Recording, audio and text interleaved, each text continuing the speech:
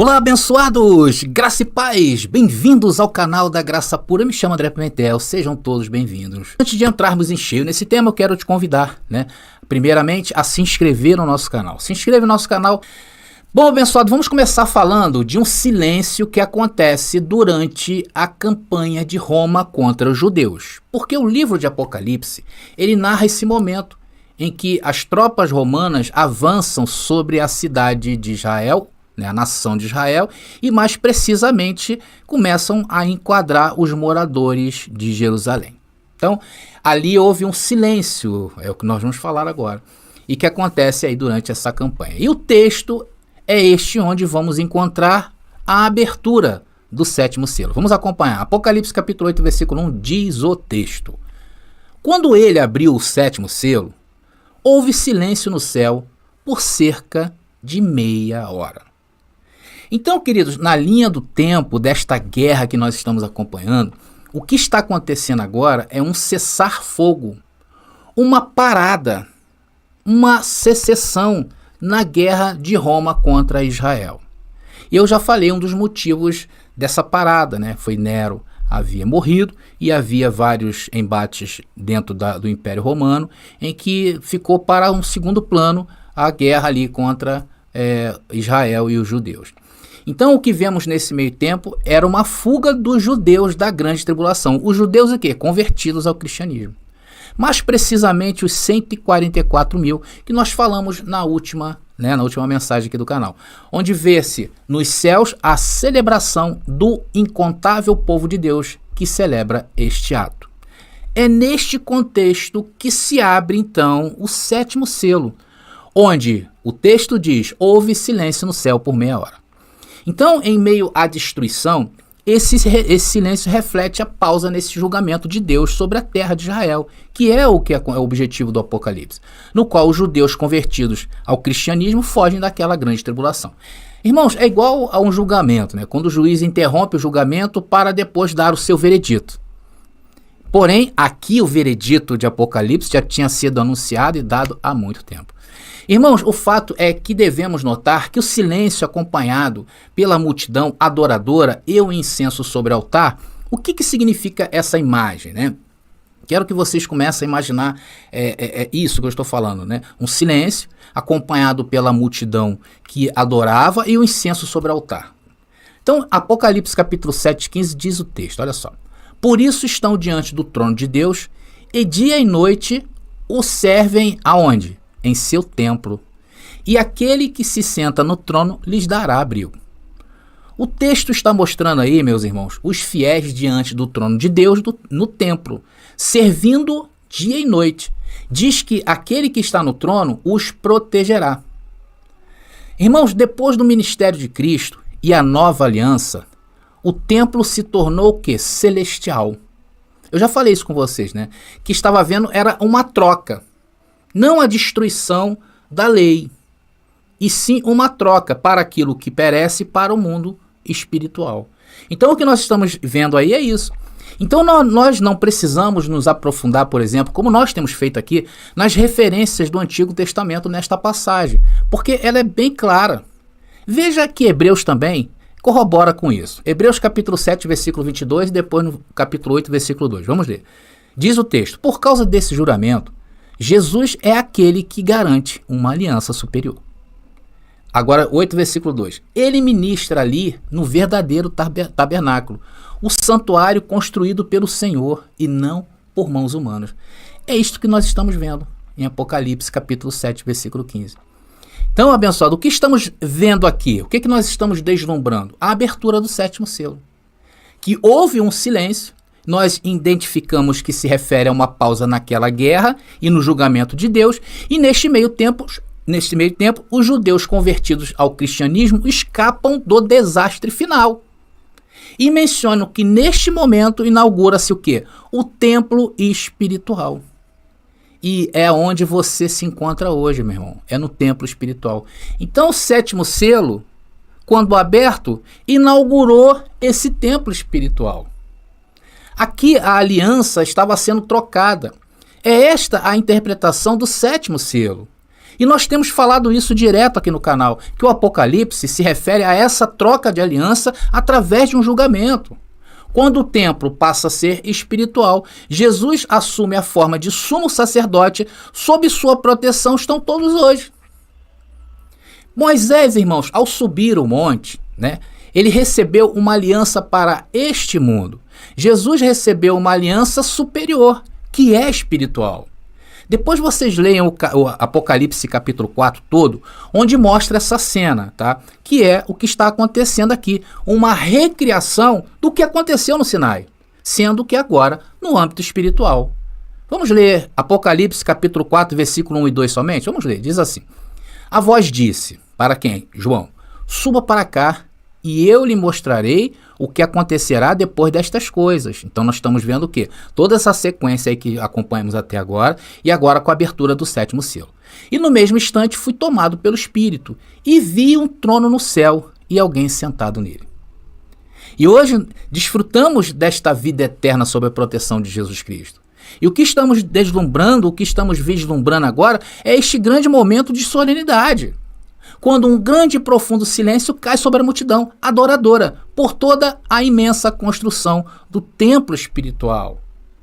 A imagem que vemos é enquanto dentro do próprio santuário o sacerdote, na figura de anjo, colocava o incenso sobre o altar de ouro e a nuvem de perfume subia. Veja bem, abençoado, Apocalipse capítulo 8, versículo 1 ao 4, diz o texto: Ao abrir o 7º selo, fez-se silêncio no céu por cerca de meia hora. Então veio outro anjo e pôs-se diante do altar com um incensário, orou. E muito incenso foi dado a ele para acrescentar às orações de todos os santos, sobre o altar de ouro que estava diante do trono.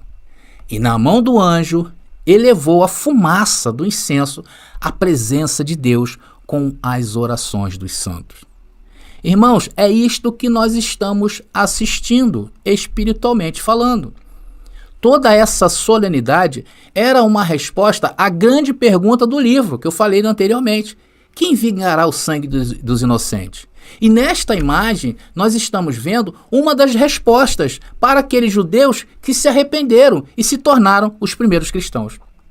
O 7º selo, irmão, é isto, a troca de aliança entre Deus e a humanidade. O que aconteceu no Sinai agora foi representado aonde? No âmbito espiritual. E a fumaça do perfume nesta cena é o momento solene deste acontecimento. É uma maravilha, queridos. E aqui nós estamos fazendo o quê? Nós encerramos então o ciclo dos selos. Nós vimos todos os 7 selos. E vimos também a correspondência destes 7 selos, que corresponde a um período de tempo. E nós estamos obedecendo essa cronologia de tempo. Por isso que aqui a nossa interpretação, irmãos, é diferente do sistema religioso. Porque eles creem que haja um paralelo entre selos, trombetas, entre taças, que nós vamos ver as trombetas, depois vamos ver as taças, e a gente vê que não há um paralelo. Não é isso que nós estamos vendo em nossa interpretação. Veja nesta imagem que eu criei, tá? Para vocês entenderem como nós estamos desenvolvendo essa nossa interpretação. Veja bem, tá aí a imagem aparecendo, então você vê uma data. Aí você vê ali a parte de cima são os acontecimentos históricos e a parte de baixo se refere aos livros de Apocalipse. Então, seguindo no tempo, vamos passar a parte das trombetas e começo falando das 6 primeiras, tá bom? Porque todas elas obedecem também, como foi o caso dos selos, a eventos históricos, tá legal? E eu vou explicar melhor essa imagem daqui a pouco para vocês entenderem com mais clareza. Mas antes disso, eu preciso falar com vocês outra coisa, depois vou voltar com a imagem aí com vocês, tá legal? Que é a vantagem da nossa interpretação. Por que eu estou batendo bastante nessa tecla? Vocês têm observado isso, né? Porque, abençoado, as pessoas têm que saber a nossa interpretação. Nós usamos a interpretação do preterismo completo para se achar o que estamos achando no Apocalipse. Então essa é uma interpretação mais adequada à própria Bíblia. Ela também é linda e limpa. Não é isso que nós estamos vendo? Essa é a vantagem da posição preterista sobre as demais interpretações. E a principal delas é que o livro do Apocalipse ele pode ser analisado em relação aos eventos históricos e não a algo solto no tempo. Porque nós limitamos o tempo de uma geração ao acontecimento de todas as coisas do Apocalipse. Diferente dos preteristas parciais, que eles procuram eventos na história e querem significar o Apocalipse. Para isso eles terão que fazer a famosa exegese. E a exegese, ela nunca é muito certa, porque, por exemplo, existe um entendimento que a primeira trombeta, ela se refere a um grande vulcão, que foi em 79 descer aqui, foi Vesúvio, né? Se não me engano, foi o vulcão Vesúvio. Eles atribuem ali como a primeira trombeta e assim vão seguindo na história. Mas nós não entendemos desta maneira, estamos mostrando por quê. Porque fora desse contexto temporal, né, fica impossível uma definição exata para um livro tão simbólico como este livro. Por isso que o sistema religioso, principalmente o futurista, patina sempre em suas interpretações. E como nós analisamos este livro? Bom, no simples modo, ad quem mod, já vou falar dessa expressão? É uma expressão em latim que neste contexto de interpretação seria o de analisar o destinatário e o receptor das mensagens contidas no livro. É isso que nós estamos fazendo. Ou seja, na perspectiva do ciclo profético, que para nós está fechado. É isso que o preterismo completo faz em suas interpretações. Assim como também é mais fácil entender as profecias do Antigo Testamento, como as encontradas em Daniel capítulo 2, em Daniel capítulo 7, quando olhamos para a sua realização histórica. A gente faz o quê? Vai lá na história, vê o seu cumprimento, e isso, irmãos, é tremendamente elucidador. Vocês vão ver uma passagem que eu falo de uma parábola, vocês vão ouvir mais à frente, vocês vão entender isso que eu estou falando. Então a gente vai lá na história, vê o seu cumprimento, e isso, irmãos, é o que fazemos. Da mesma forma, é mais confortável compreender o livro do Apocalipse quando analisamos em relação aos eventos históricos que o cercam. Agora eu vou voltar com a imagem e agora eu vou explicar para você, tá bom? Coloca aí a imagem, por favor. Então, olha só, o que você está vendo nessa imagem, conforme eu falei, é a linha do tempo. De quê? Da revolta judaica, da grande batalha que estava acontecendo, junto com os acontecimentos que já falamos até agora nessa série de mensagens sobre este livro. Ali na primeira data, que começa no ano 66, em Apocalipse capítulo 5, nós vemos exatamente quando começa, e a primeira fase vai até os acontecimentos dos 6 primeiros selos de Apocalipse capítulo 6, e vai até o ano de 69. Depois nós vemos os 144 mil selados de Apocalipse, Apocalipse capítulo 7, entre junho de 69 e abril de 70, quando há uma pausa, quando há um silêncio na campanha romana. É aqui que os 144 mil saem de Jerusalém. E agora as trombetas e as pragas subsequentes, que serão detalhadas para vocês a partir de agora, que correspondem ao quê? Ao cerco de Jerusalém, de abril do ano 70 depois de Cristo a setembro, e os eventos subsequentes da guerra. Vocês entenderam? Essa é a forma como nós estamos apresentando para vocês, que nós interpretamos as escrituras. Juntinhos na linha do tempo, cercando ali certinho, não deixando passar nem ponto nem vírgula. Tá entendendo? É claro que eles fazem perguntas, suposições sobre nossa interpretação, como nós também fazemos a eles. Então, é sempre uma visão interpretativa, tá legal? Agora sim, vamos falar das 6 primeiras trombetas. Vamos ler aqui Apocalipse, capítulo 8, versículo 2 e 6. Diz o texto: E eu vi os 7 anjos em pé diante de Deus, e eles receberam 7 trombetas, e os 7 anjos que tinham as 7 trombetas preparavam para soar. Então, irmãos, presta atenção. Apesar da correspondência geral entre o desenvolvimento da guerra e a profecia do Apocalipse, como estamos analisando sob a linha do tempo, nós não devemos nos esquecer que não se deve esperar uma cronologia exata entre a profecia e seu cumprimento, como explicado acima. Então não é que a gente vai cravar 12 horas do dia 7 de julho de tal ano. Não é assim que acontece. Porque eu sei que sempre a gente vai ouvir comentários dizendo: mas isso aqui aconteceu em maio, não abril. Porque isso começou a ocorrer em 66, não em 65. Então isso são meras especulações. E muitas das vezes até para tirar o efeito daquela verdade que você está aplicando. É uma maneira de tirar a pessoa daquele conceito. É diferente, por exemplo, quando nós analisamos as pragas que ocorreram no Egito. Ali nós vemos uma ordem sequencial de acontecimentos. Porém, se formos detalhar datas destes acontecimentos, podemos não acertar 100%.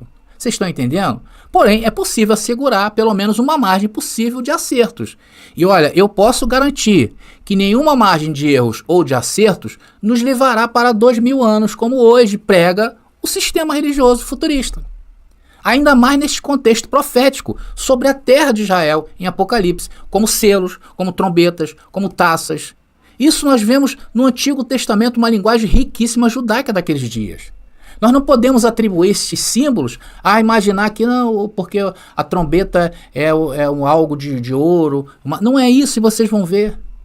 É referência não sei o quê, ao eclipse que vai haver hoje, é a estrela que caiu ontem. Então, essas coisas, abençoadas, são anacronismo, essas coisas são exegese. Estamos entendidos? Então, o fato de que os julgamentos são anunciados por toques de trombetas, tá? De Apocalipse do capítulo 8 até o capítulo 11, não é uma coincidência, ou muito menos um acidente. Há um propósito por trás do uso da trombeta, como um sinal de alerta para os eventos que estavam por vir, tá? Então há um porquê ser trombeta, e não um clarinete, não uma sanfona, e não um saxofone. Esse uso de trombeta, irmão, pode ter uma conotação simbólica ou litúrgica, e deve ser visto como um elemento importante na narrativa do livro do Apocalipse. Aí vamos lá atrás, vamos voltar, lá no Antigo Israel, as trombetas eram usadas o quê? Para preparar as tropas para a batalha, e também foram usadas para destruir as muralhas da cidade pagã de Jericó, conforme está escrito em Números capítulo 10, versículo 9, Juízes capítulo 3, versículo 27, 1 Coríntios capítulo 14, eu acho que não é 1 Coríntios não, acho que é Crônicas, depois eu vou ver para vocês, mas vamos botar aí, 1 Coríntios capítulo 14, versículo 8, e Josué capítulo 6, versículo 16. Então, por outro lado, as trombetas do Oriente Médio não são instrumentos de bronze que emitem um som agudo e estridente, como estamos acostumados a ver em gravuras. Já viram em várias artes que eles fazem? A trombeta é enorme, aquela de ouro, né? Mas sim, dentro da história judaica, o que eram as trombetas? Longos chifres e ocos de animais, principalmente do carneiro. Elas emitem um som profundo e forte, conhecido como shofar. Já ouviu falar do shofar? Devido a isso, é muito comum associar o som da voz de Deus com o toque de uma trombeta, que seria o toque do shofar. Como nós vemos lá em Êxodo capítulo 19, versículo 16, e lá em Apocalipse capítulo 1, versículo 10, e várias outras versões, tá bom? Eu estou contextualizando vocês dessa cultura judaica, tá bom? Da cultura bíblica que é judaica. Da cultura bíblica que é judaica. Mas aqui vocês sabem, mais uma vez, uma crítica aos futuristas. Eles viajam. Tem gente que toca até chofar em cultos, porque fala que é a presença de Deus. Amém. Irmão acha assim, amém. Então o significado das trombetas refletem a voz de Deus. Aqui em Apocalipse, Jesus, em sua manifestação celestial, indicam as tropas que ele organizou para julgar Israel, que eles avançam sobre ela para a sua destruição. Vocês estão entendendo? Olha só que simbolismo muito forte nós temos em Apocalipse. Agora vamos analisar a primeira trombeta, e aqui nós faremos uma consideração bastante importante. Vamos ao texto. Apocalipse capítulo 8, versículo 7, que nós já lemos, tá? Não vou ler de novo. Irmãos, o texto está nos mostrando a primeira trombeta. Quando tocou, foi lançado sobre a terra o quê? Granizo e fogo misturados com sangue. Há versões que falam que foi uma pedra, tudo bem. E diz que essa pedra atingiu um terço da terra, queimando também um terço das árvores, como também de relvas. Acho que a palavra terra, irmão, para vocês aí é bem tranquilo, né? Aqui não é cosmos, tá bom? Nós estamos vendo um evento ocorrendo na terra prometida. Isso mesmo, dentro de Israel. Por isso que nós não podemos avançar no tempo após o ano 70. O futuro de Apocalipse foi até o ano 70. Ali se findou. Passou disso, meu irmão, é procedência. Como diz o outro, é procedência maligna. Então esse tipo de linguagem é bem comum no Antigo Testamento. Lá em Ezequiel capítulo 5, quando Jerusalém também foi considerada ou condenada, ela cai aos pés de Babilônia. Então durante vários tempos, períodos dentro de Israel, houve, né, esse elemento aí tão comum como a trombeta que nós estamos falando com vocês aqui. Nós vimos algo muito semelhante a Apocalipse que estamos lendo lá em Ezequiel capítulo 5. Depois vocês leiam, tá, abençoado? Ou seja, os mesmos elementos são usados como a queima de um terço dos componentes da terra. Vamos ver Ezequiel capítulo 5, versículo 12? Depois, novamente, leiam todo o capítulo, tá? Diz ali o texto: uma terça parte do seu povo, olha aí, morrerá na cidade por doença e fome. uma terça parte será morta pelo inimigo, fora dos muros da cidade. E eu espalharei uma terça parte aos 4 ventos, e os perseguirei com minha espada. E Deus ainda fala ali, que vai perseguir com a espada dele. Então, abençoados, vocês vejam, é uma linguagem estritamente judaica e profética judaica, né? Porque a gente tem que olhar o Apocalipse, né, e olhar para trás. E nós vamos começar a entender o que se refere a ele. E é inimaginável pensar em levar esse Apocalipse adiante. Eu acho que hoje, vamos colocar assim, hoje o ser humano se vê em meio a um outro Apocalipse, né? Mas não um Apocalipse de fim de mundo, tá bom, queridos? É isso que nós devemos. Por isso que eu tenho atentado muito a vocês, né, para chamar a atenção de vocês sobre a nossa função neste mundo. Nós fomos revelados para algo. Então, se Deus hoje está te aclarando a mente, é para que você tome uma posição na tua vida. E você vai ver muita gente falar sobre isso, principalmente nas mensagens que eu vou trazer, né? A vida no reino. Como é que é a vida no reino? Porque antigamente tínhamos uma esperança. A esperança da ressurreição, do fim do mundo, Jesus voltar e de subir, né? E hoje a gente não tem mais essa esperança. Essa esperança é falsa. Então qual é a nossa esperança? A nossa esperança, irmão, é mudar o mundo. Irmãos, para título de curiosidade, aqui em Ezequiel capítulo 5, né, Deus usou o profeta Ezequiel com uma parábola. E aí que coisa incrível, olha só. Essa terça parte que iria ser morta, né, que eu falei para vocês anteriormente, era como se fosse queimando a terça parte do cabelo e da barba de Deus. Olha só, abençoado, que coisa incrível, né? Então, para vocês aí entenderem todo esse enredo rico que nós estamos apresentando para vocês, depois vocês leiam Ezequiel capítulo 5, tá bom? E em Ezequiel capítulo 5, Jerusalém é condenada aí ao cerco e exílio babilônico, que envolve destruição e sofrimento, semelhantes aos descritos em Apocalipse capítulo 8. Ezequiel 5 fornece um fundamento bíblico para a descrição de Apocalipse capítulo 8, versículo 7. Irmãos, em geral, atenção, o Apocalipse apresenta paralelos com Êxodo, com a história original, lá do capítulo 1 ao capítulo 11, e também faz paralelo com Isaías, com Daniel. Mas em Ezequiel, é o livro que geralmente tem o paralelismo, tá, mais importante com essa profecia, pois ambos seguem a mesma estrutura. Vocês querem ver o paralelo? Eu não vou ler, tá? Eu só vou apresentar para vocês aí, e aí depois vocês façam um estudo em casa. Veja o paralelo ali, por exemplo, em Ezequiel capítulo 1. É igual ao Apocalipse capítulo 1. O Ezequiel capítulo 2 é igual ao Apocalipse capítulo 5, até o versículo 10. Ezequiel capítulo 5, 9 e 10 é igual ao Apocalipse 7 e 8. Então as trombetas, como os selos, são o quê? Flagelos de Deus para Israel, através dos romanos, mas também há juízos que se manifestam na natureza. Estamos entendidos? Veja, por exemplo, o anúncio do julgamento de Deus de acordo com Levítico capítulo 26, Deuteronômio capítulo 28, está aparecendo para vocês aí as referências, tá, abençoado, no chat que eu estou colocando. Ela inclui sempre intervenções de guerras e desastres naturais. Depois seria muito importante vocês anotarem.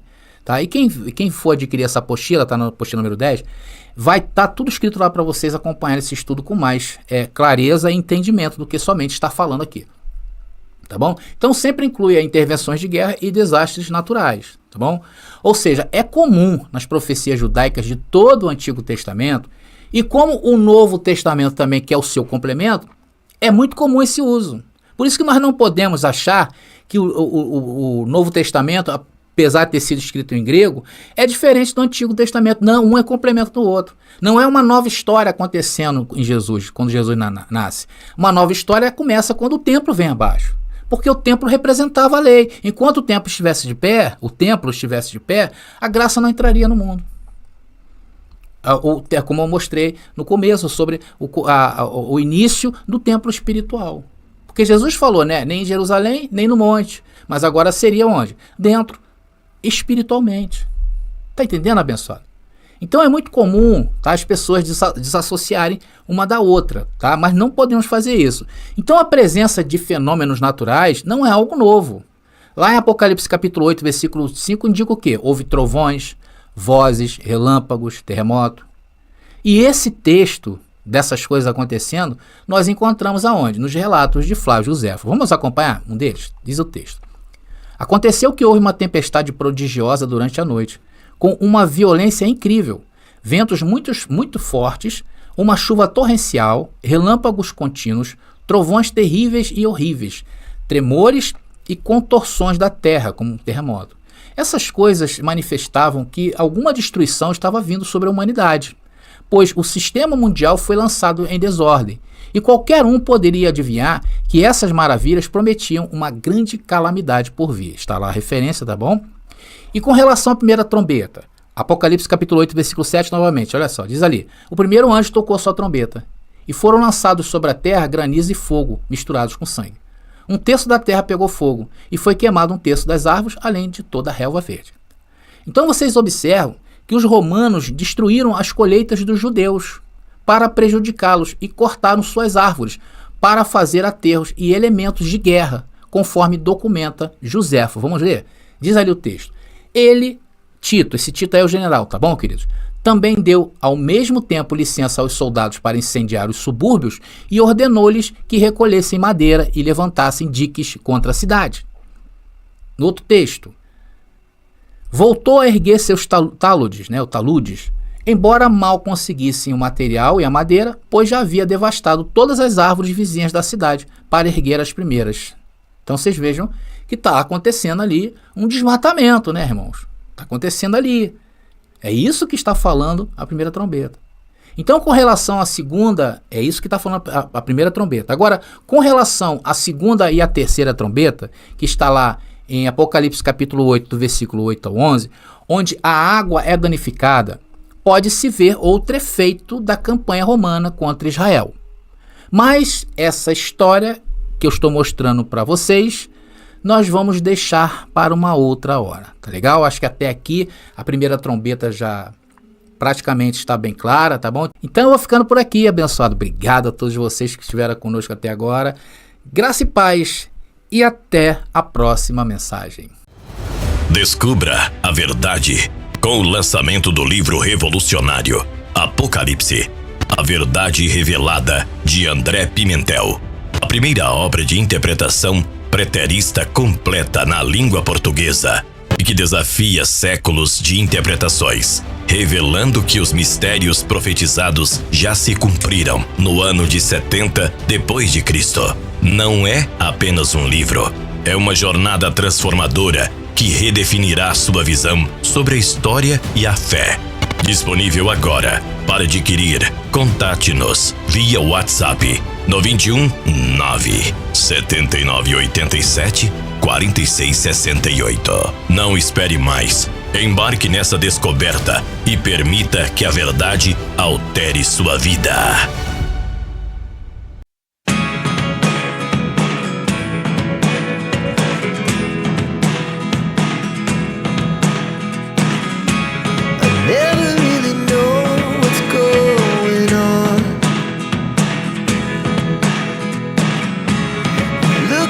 Sometimes like all you want to do is run. Hear me out, hear me out. It's all the things you know. Descubra 33 maneiras de matar o diabo, uma obra corajosa de André Pimentel, que explora as 33 passagens bíblicas que mencionam o temido diabo. Desvende os mistérios, enfrente dogmas e desafie crenças arraigadas. Cada página é uma revelação, cada passagem um convite à compreensão profunda. Não tema o desconhecido, abrace-o. Adquira o livro agora no WhatsApp 21 9 79 87 46 68 e embarque nessa jornada reveladora.